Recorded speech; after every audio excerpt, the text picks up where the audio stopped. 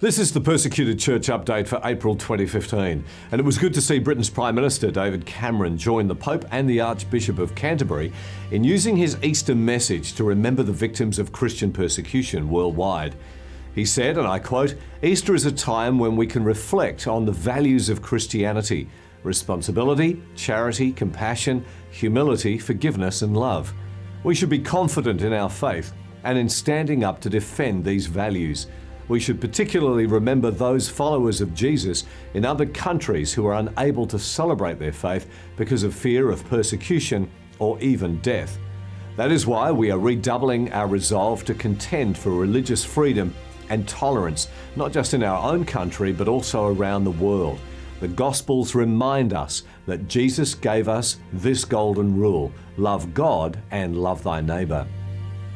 Islamic extremists in Kenya have committed terrible acts in the past month. Gunmen burst into a Christian service taking hostages and then proceeded to hostels at a Kenyan university, shooting anybody they came across except fellow Muslims.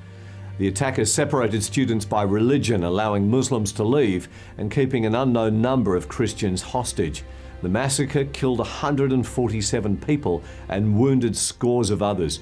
Also in Kenya, two sisters in their mid-20s were attacked and a church building burned. Islamic extremists from Somalia also took responsibility for killing 4 Christians this month in northeast Kenya. 2 bomb blasts have killed at least 14 people near 2 churches in a Christian neighbourhood of the Pakistani city of Lahore, with more than 70 people hurt in the explosions. An offshoot of the Pakistani Taliban has said it carried out the attack. Also in Pakistan, 2 local young Muslims going for Friday prayers to their mosque in Lahore city beat up and set fire to a 14-year-old Christian boy after stopping him and asking for his religious affiliation. The victim has burns covering more than 55% of his body. Police in eastern India arrested 5 people who were suspected to be part of a gang of robbers who broke into a Catholic school in eastern India and raped a 71-year-old nun.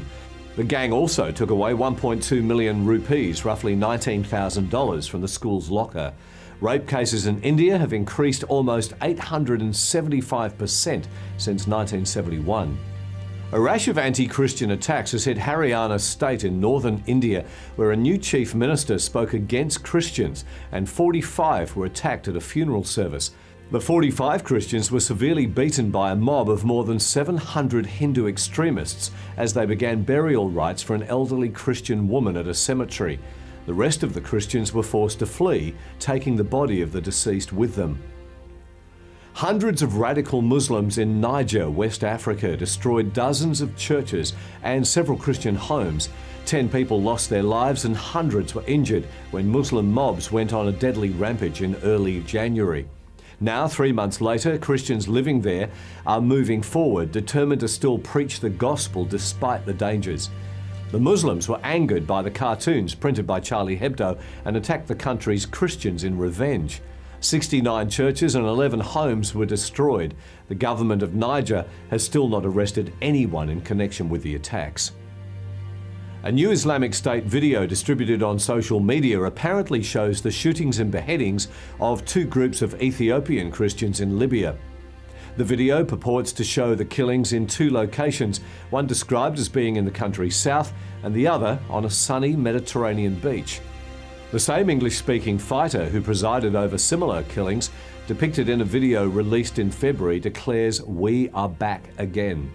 A Christian pastor in China is facing 1 year in jail for asking questions about the forced removal of crosses from church rooftops in the country.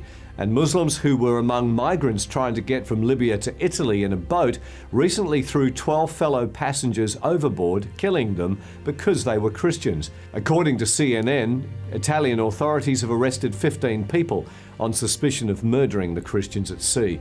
Please pray for our Christian family in places where it's not easy being a Christian, and I'll have another update for you next month.